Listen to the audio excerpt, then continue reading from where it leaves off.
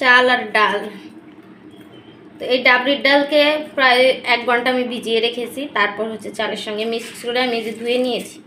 তো প্রেশার কুকারে আমি কিন্তু আগে নিজেও খিচুড়ি রান্না করতে পারতাম না। এই হচ্ছে পেঁয়াজ মরিচ দিয়ে দিলাম, জিরা রসুনের পেস্ট দিয়ে দিলাম, লবণ,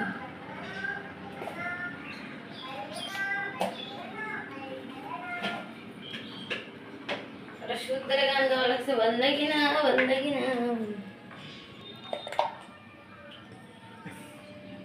শুকনো মরিচের গুঁড়া দিয়ে দিলাম,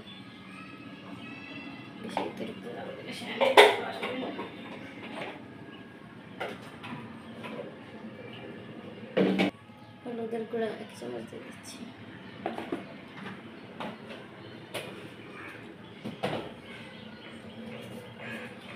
তেজপাতা দিয়ে দিলাম 2টা বাইরে। তো এখন দিয়ে দিব হচ্ছে এলাচ, 2টা এলাচ দিলাম, আর হচ্ছে কয়েক টুকরা হচ্ছে দারচিনি, এগুলো দিয়ে আর তেল দিয়ে ভালো করে হচ্ছে আমি হাত দিয়ে মেখে নিব। আর এই ডাবরির ডালটা অবশ্যই কিছুক্ষণ আগে ভিজিয়ে রাখবেন, মিনিমাম আধা ঘন্টা ভিজিয়ে রাখবেন, তাহলে হচ্ছে ডালটা সুন্দর করে হচ্ছে ফুটে যাবে আর হচ্ছে ভালো খিচুড়িটা মজাও হবে। তো এখন আমি দিয়ে দিলাম হচ্ছে গরম মশলার গুঁড়া। তো আমি কিন্তু যা যা দিয়েছি সব কিছুই দেখিয়ে দিলাম, আর এখন তেল দিয়ে দিলাম। তো দিয়ে আমি হাত দিয়ে এটা ভালো করে মাখিয়ে নিচ্ছি। আর আপনারা চাইলে এটা খুন্তি দিয়েও নাড়িয়ে নিতে পারেন, তবে আমার কাছে কেন জানি হাতে মাখিয়ে রান্না করলে সেই রান্নার টেস্টটা যেন ভালো আসে। তো আমি এই জন্য হাত দিয়ে এমন করে মাখাচ্ছি, দেখতেই পাচ্ছেন যে মনে হচ্ছে হাতেই রান্নাটা হয়ে যাবে, এরকম করে সুন্দর করে মাখিয়ে নিচ্ছি।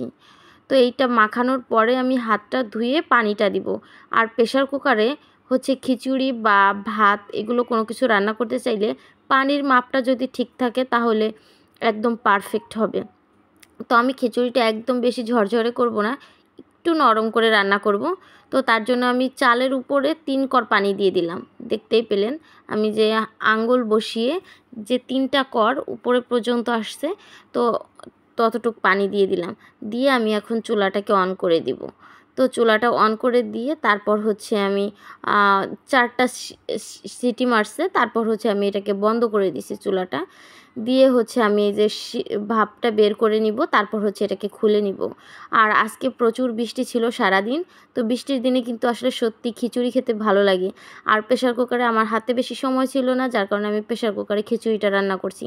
তো একসময় কিন্তু আমি নিজেও প্রেশার কুকারে খিচুড়ি রান্না করতে পারতাম না, কিন্তু এখন আমি খুব পারফেক্টলি রান্না করতে পারি। তো ভাবলাম আজকে আমি আপনাদের সঙ্গে শেয়ার করি। তো দেখুন আমার খিচুড়িটা কতটা পারফেক্ট হয়েছে। এখন আমি একটু নেড়ে দেখাচ্ছি, একদম যেমনটা চেয়েছিলাম ঠিক সেমনটাই হয়েছে। তো এখন হচ্ছে আমি গরম গরম এই খিচুড়িটা খেয়ে নিব। তো সবাই ভালো থাকবেন, আল্লাহ হাফেজ।